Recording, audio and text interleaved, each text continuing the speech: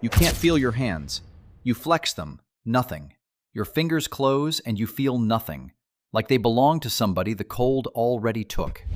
It's December 1944, the coldest winter here in a lifetime. Out here, the cold isn't weather. It's a thing that wants you dead. It takes men in their sleep and standing up, and you're driving straight into the heart of it, on purpose. There's exactly one man on Earth who'd order a rescue like this, into a blizzard, straight at the enemy, against every general who swore it couldn't be done. And one man whose soldiers would follow him into it without blinking. Same man. His name is Patton, and every soul in this frozen column believes it too. If anyone alive can pull off the impossible, it's him. You're a tanker. 3rd Army, Patton's army. 2 days ago, you were fighting a different war, 100 miles east. Then the order came. Turn north, don't stop for anything. Here's how it was born. In a freezing room, the most powerful generals in the army stared at a catastrophe, an entire American force cut off and surrounded. Nobody had an answer. Then Patton stood up and told them he'd swing his whole army 90 degrees north and attack in 48 hours. The room went silent, because it couldn't be done.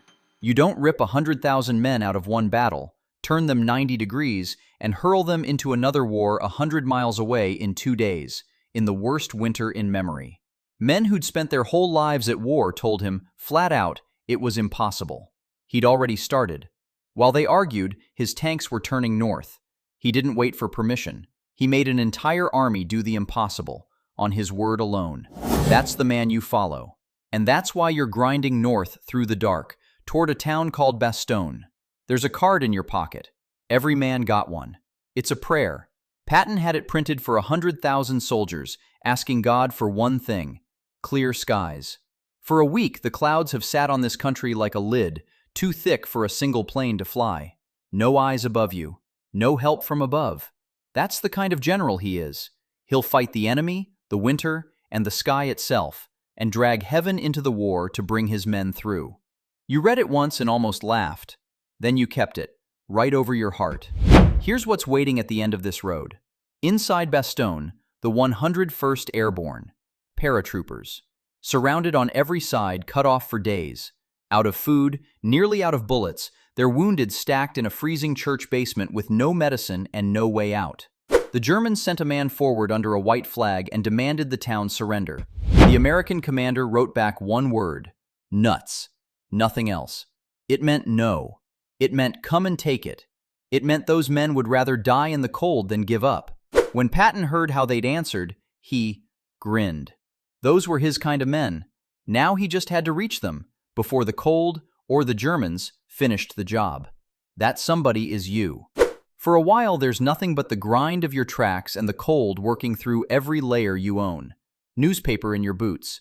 A torn bedsheet around your helmet so you don't stand out against the white. Nobody issued you winter gear. You improvised it, like everybody out here. The worst part is the quiet, because you know it's a lie. Snow eats sound. It makes a killing ground feel like a postcard. Somewhere in those trees they're watching this road too, and they've had all the time in the world to get ready for you. The tank in front of you turns into fire. You don't hear the gun. You never do. The shell arrives before the sound.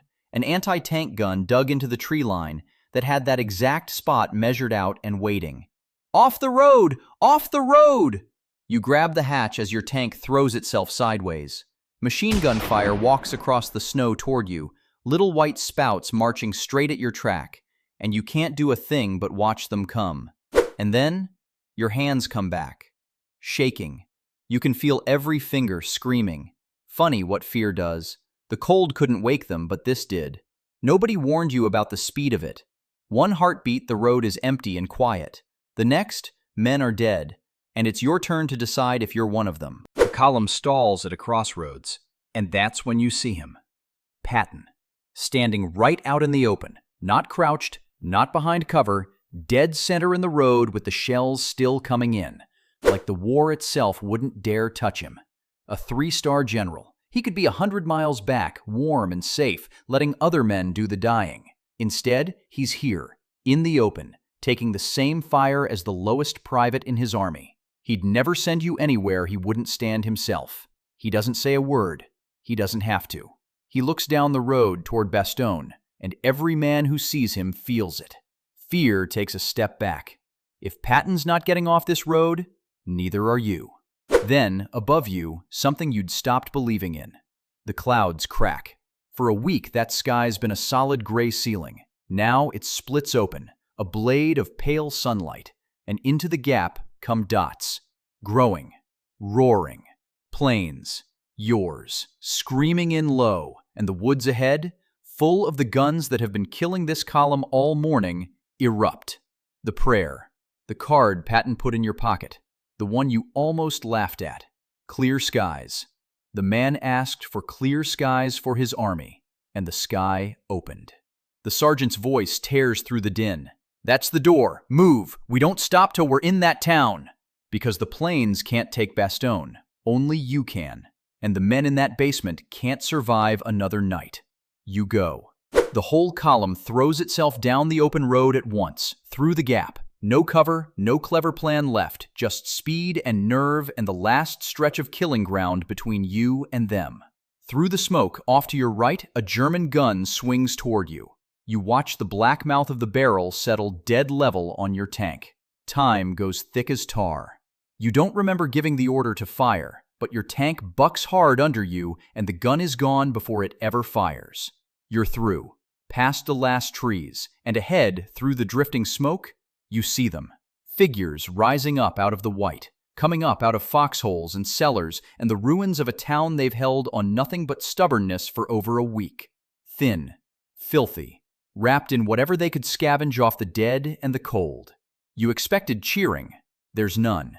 They just look at you, at your tank rolling in like something they'd stopped letting themselves hope for. And you understand. These men had already made their peace with dying here. You didn't just break a line. You gave a dying man back his life, and now he has to learn how to want it again. One of them just sits down in the snow, doesn't cheer, doesn't wave, just sits, puts his head in his hands, and shakes. You made it.